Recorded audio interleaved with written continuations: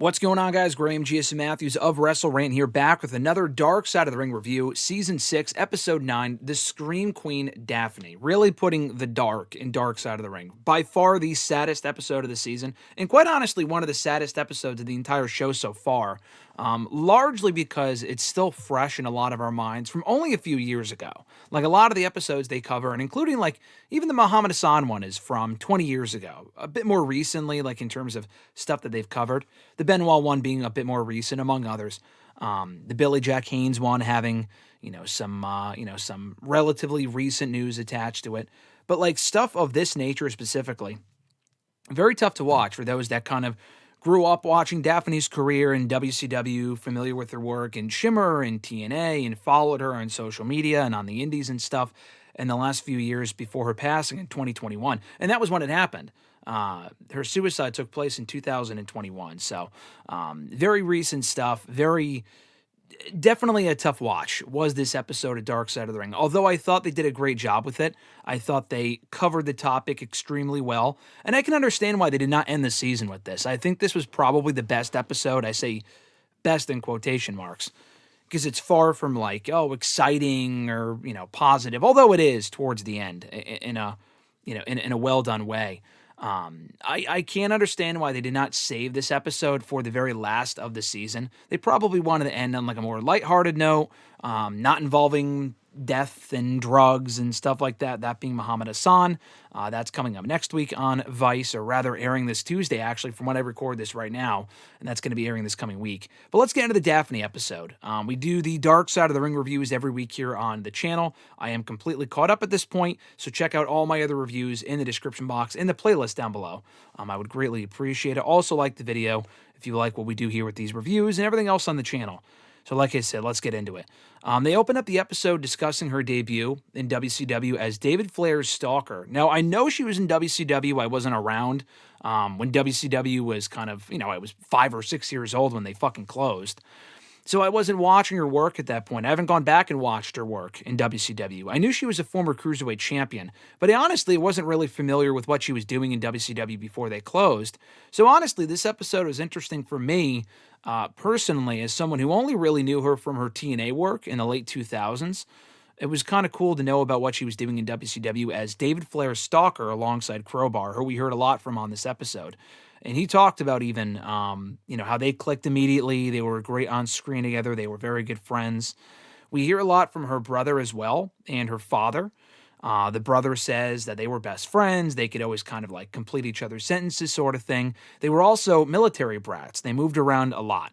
I think the father might have been in the military. They didn't really go into too much background on that. But, they were very close. They did theater at some points together. They talked about how Daphne, a.k.a. Shannon, her real name, played soccer. And he talked about that. But eventually she got bit by the wrestling bug. And, of course, the father wasn't happy or super, supportive of it when it first happened. But eventually he could appreciate the passion that she had for it.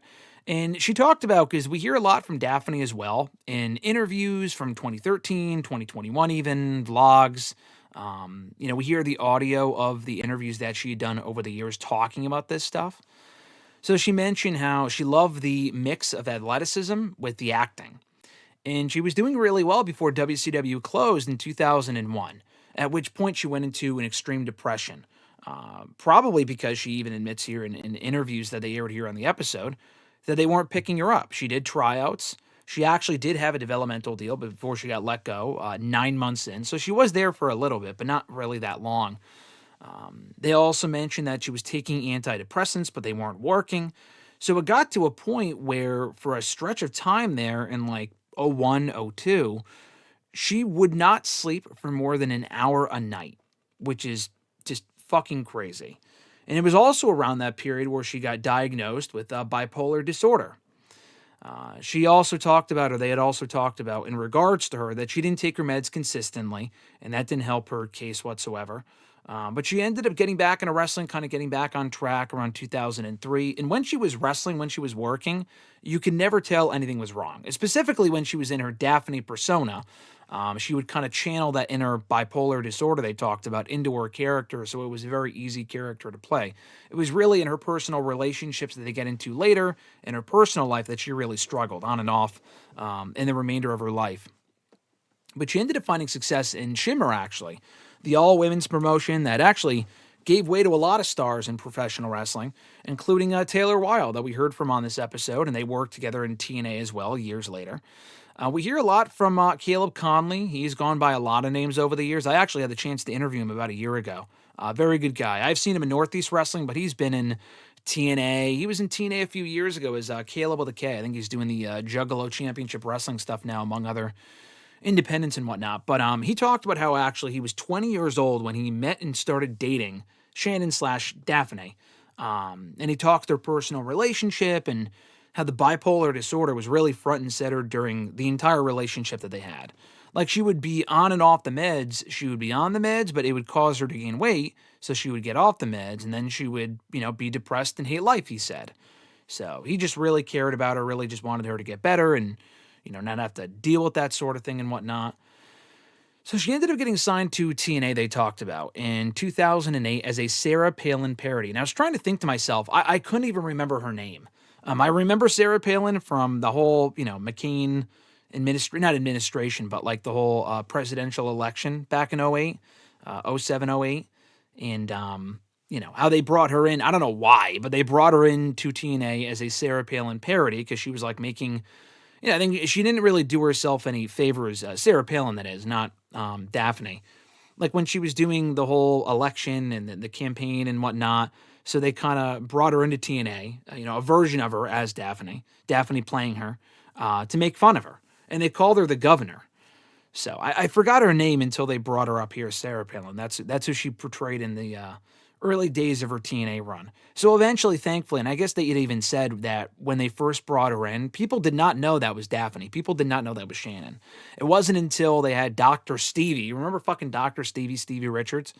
Had her go crazy and kind of stripped away the character that she became really Daffney again in the TNA Knockouts division.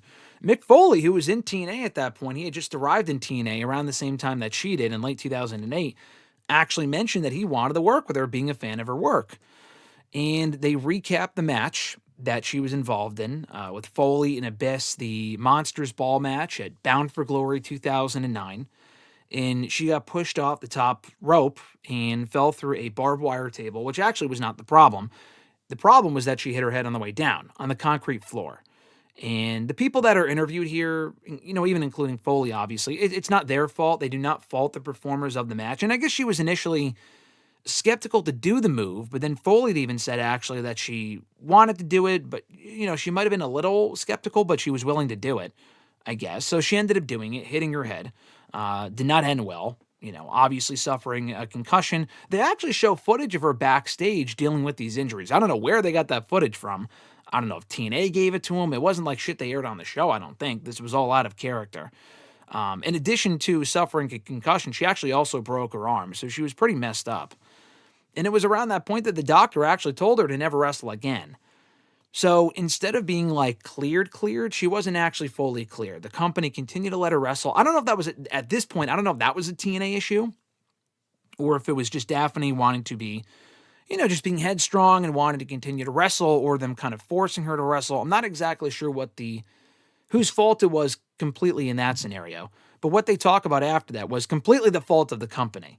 So she ends up coming back and having a match with a woman who I remember actually, because at this point I was in and out of TNA. I wasn't really watching the product at all, but I do remember this. The Rosie Love incident. And I don't even think this woman is in wrestling anymore. She may have actually come back years later and got signed to NXT, if I'm not mistaken. She actually sat right on top of Daffney. And honestly, if she didn't continue moving around, and she even talked about this in another interview that they aired here, she would have just ended up with like a bruised sternum. But, she got seriously hurt from that. I think got concussed again. And they talked about how the company did not take care of her. They actually, as part of the settlement, Caleb talked about, Caleb mentioned that as part of the settlement, they gave her 1,000 of her own action figures. Now, you think to yourself, why would they do that? In addition to money, I guess they also paid her money, he said. But they gave her 1,000 of her own action figures so she could use those to sell at, appearances and signings.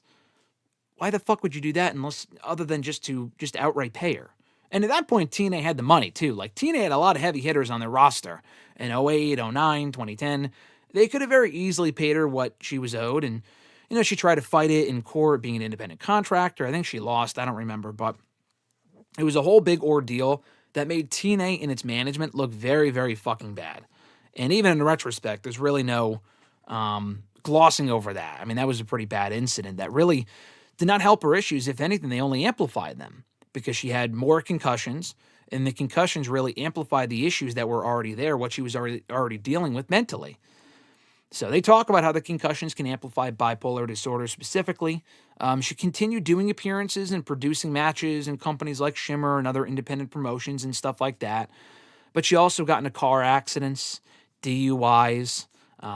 They talked about her friend that they interviewed on this episode. Her friend mentioned that Shannon actually considered committing suicide before going to rehab, and she had to talk her off the ledge. And that was not a one-time incident. That happened a lot. Not the rehab thing, but like where she would have to be kind of talked into not committing suicide. So pretty serious situation. They talked about how she gained a lot of weight over the years, and you can see it in the videos they show of her doing her vlogs in the late 2010s and then in 2020 and 2021. She gained a lot of weight due to the meds that she was on. She also had a thyroid issue, and that caused the bipolar disorder, the bipolar meds that she was on, to not work. So that also made it worse. Her father recalls talking to her on the day that she took her own life, the morning of, actually. And, she had just gotten a new job, a new place. They had just moved her into a new place and whatever. And he had thought she was doing a lot better. She actually had just talked to him that morning, he said.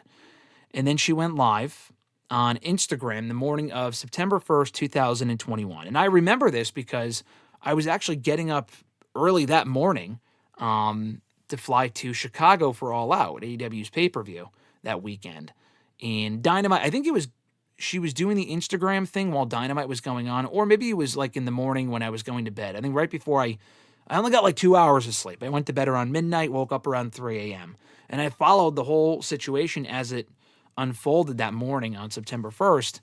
And obviously that was what led to her taking her own life. So I guess she ended up stealing her ex-roommate's gun is how they explained that she did it. And she went live on IG talking about her issues, saying, donate my brain to Boston, all this other sort of like cryptic stuff, very creepy and very eerie.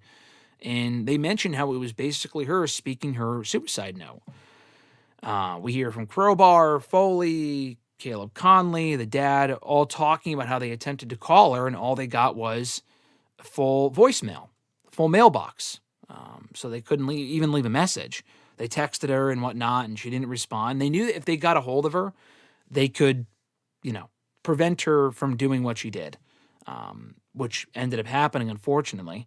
The family got there, but it was too late. They broke into the home. She'd already passed.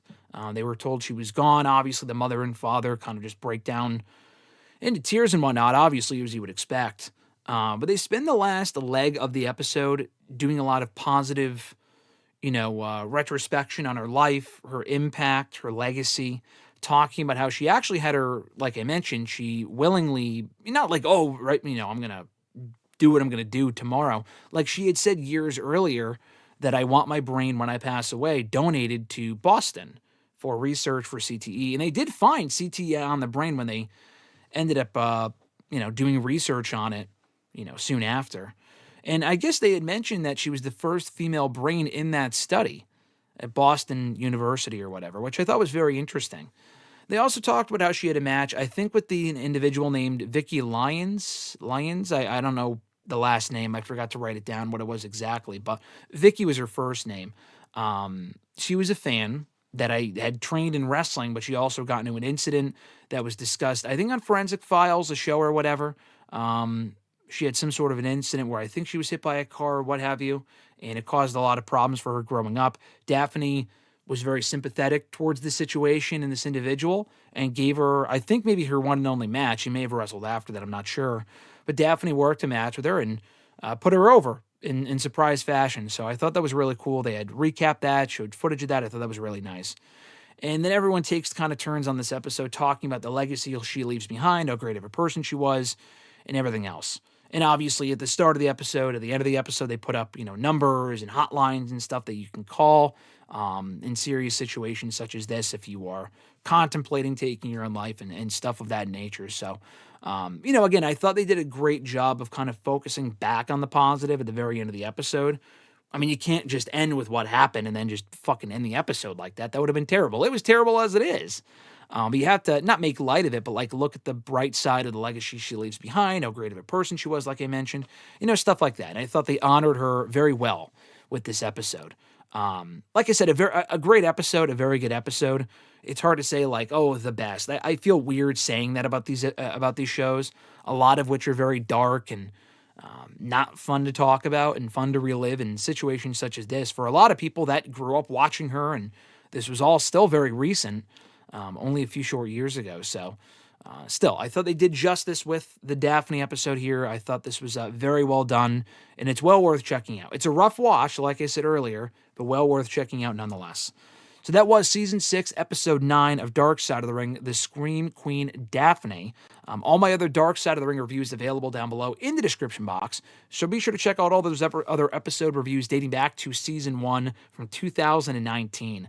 Also be sure to like this video, drop a comment, considering signing up for a WrestleRant All Access Pass in the description box down below. We'll be back next weekend here on the channel to discuss the final episode of Season 6 for Dark Side of the Ring, the Muhammad Hassan episode. I think it's called Becoming Muhammad Hassan. So keep an eye out for that here on the channel next week. Until next time, folks, I'm Graham G.S. Matthews. Have an awesome one, and I'll catch your ass down the road.